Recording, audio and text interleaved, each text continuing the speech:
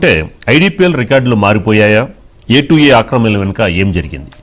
IDPL ల్యాండ్స్కి సంబంధించి కొన్ని వేల కోట్ల రూపాయలకు సంబంధించి భూములు అన్యాక్రాంతమయ్యాయి అని ఏదైతే మహా న్యూస్ గ్రౌండ్ రిపోర్ట్లో తీసుకొచ్చిన అంశంపై తెలంగాణ గవర్నమెంటు హై లెవెల్ కమిటీని నియమించింది. కానీ ఇంత నియమించినా కూడా ఈ యొక్క ఐడిపిఎల్ ల్యాండ్స్లో జరుగుతున్న A2A హోమ్ ల్యాండ్స్కి సంబంధించి నిర్మాణాలు మాత్రం ఎక్కడ ఆగలేదు. వాళ్ళ పనులు వాళ్ళు చేసుకుంటూనే ఉన్నారు. అంటే కాంగ్రెస్ అంటే తెలంగాణ గవర్నమెంటు దీని మీద హై లెవెల్ కమిటీ వేసి విచారణకు ఆదేశించినా కూడా ఎక్కడ కూడా ఈ యొక్క నిర్మాణ సంస్థలు మాత్రం ఎక్కడ పనులు ఆపలేదు. వాళ్ళ పనులు వాళ్ళు చేసుకుంటున్న పరిస్థితి చాలా దర్జాగా.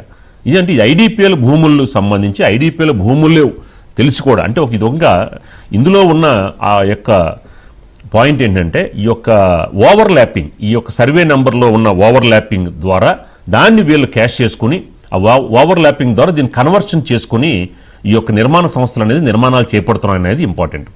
దీనికి రెవెన్యూ అధికారులు వీళ్ళందరూ కూడా సహకరించారు. నాటి బీఆర్ఎస్ హయాంలో ఉన్న అధికారులు అందరూ కూడా సహకరించారనేది చాలా క్లియర్గా అర్థమవుతోంది. మరి ఈ రోజున తెలంగాణ గవర్నమెంటు మొన్న హై లెవెల్ కమిటీ వేసింది, విజిలెన్స్ కమిటీ వేసినా కూడా కానీ ఇప్పటికీ కూడా ఈ యొక్క ఏదైతే A2A హోమ్ ల్యాండ్స్ కానీ కొన్ని మిగతా పక్కన ఉన్న కొన్ని హైరేజ్ అపార్ట్మెంట్స్ కానీ ఎక్కడా కూడా వాళ్ళ నిర్మాణ పనులని ఆపకుండా వాళ్ళ పనులు అనేది కొనసాగిస్తున్నారు. అంటే ఇందులో ఈ ఓవర్లాపింగ్ ఉన్న అంశాన్ని వీళ్ళు ఆసరాగా తీసుకొని ఒక ల్యాండ్ కన్వర్షన్ దాన్ని తీసుకొచ్చి వీళ్ళు నిర్మాణాలు చేపడుతున్నారు అనేది మనకి గ్రౌండ్ రిపోర్ట్లో తెలుస్తున్న పరిస్థితి. కానీ ఐడిపిఎల్ ల్యాండ్స్కి సంబంధించి చూసుకుంటే ఎలాంటి ల్యాండ్ కన్వర్షన్స్ అనేవి పనిచేయవు అనేది, ఎందుకంటే BIFR ద్వారా ఇందులో ఎలాంటి లావాదేవీలు నిర్వహించకూడదు అనేది మెయిన్ పాయింట్. సో ఇలాంటి పరిస్థితుల్లో అయినా సరే ఈ నిర్మాణాలు జరుగుతున్నాయి అంటే ఎలా చూడొచ్చు? అంటే వీళ్ళు దేనికి భయపడలేదు, చాలా దర్జాగా నిర్మాణాలు కొనసాగిస్తున్నారు. ఇదే అంశానికి సంబంధించి మనకి మరింత ఇన్ఫర్మేషన్ అజిత్ గారు అందిస్తారు. అజిత్ గారు, ఏంటి ఒక హై లెవెల్ కమిటీ వేసినా కూడా చాలా దర్జాగా నిర్మాణాలు కొనసాగిస్తున్నారు, ఏంటి ఎలా చూడొచ్చు దీన్ని?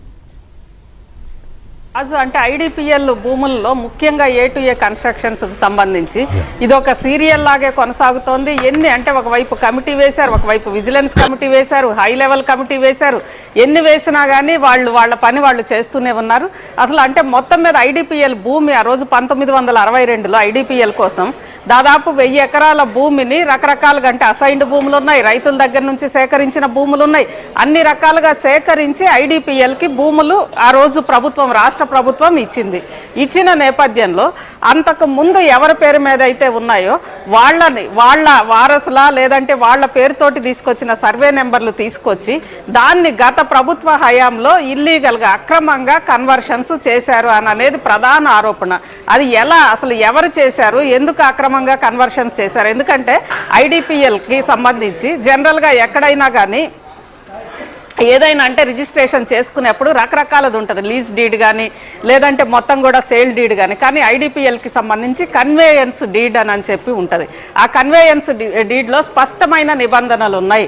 ఆ భూములు అమ్మడానికి లేదు, ఆ భూములు అన్యాక్రాంతం చేయడానికి లేదు, ఇతరులకు వేరే రకంగా బదలాయించడానికి లేదు, కేవలం ఐడిపిఎల్ కోసం మాత్రమే ఆ భూములు ఉంటాయి అని చెప్పి అలాంటిది స్పష్టంగా నిబంధనలు ఉన్నప్పుడు ఒకవేళ దాని నుంచి పక్కకు రావాలంటే ముందుగా ఇటు రాష్ట్ర ప్రభుత్వము అదేవిధంగా కేంద్ర పరిశ్రమల శాఖ అందరూ కూడా ముందు ఆ డీడ్ని రద్దు చేసుకోవాలి. ఆ తర్వాత నోటీసులు ఇవ్వాలి, రద్దు చేసుకుంటున్నట్లుగా నోటీసులు ఇవ్వాలి.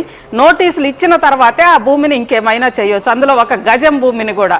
అలాంటిది ఎకరాలకు ఎకరాలు ఎలా కన్వర్ట్ అయినాయి గత ప్రభుత్వ హయాంలో? అదేవిధంగా ఆ గత ప్రభుత్వ హయాంలో కన్వర్ట్ అయిన భూముల్లో ఈరోజు హైరైజ్ టవర్స్ ఎలా లేసినాయి? ఇప్పుడు మళ్ళీ ఎంక్వైరీ జరుగుతున్నా మళ్ళీ కూడా ఆ కన్స్ట్రక్షన్స్ ఎలా కొనసాగిస్తున్నారు? ఇవన్నీ కూడా ఈరోజు ప్రశ్నలు.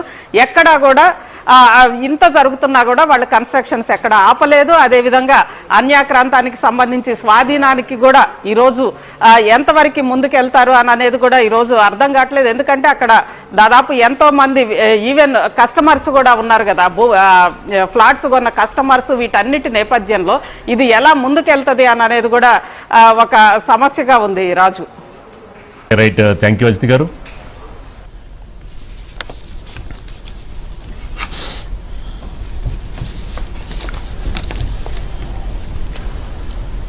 సో నెక్స్ట్ టాపిక్ చూసుకుంటే పూర్తిగానే ప్రాజెక్ట్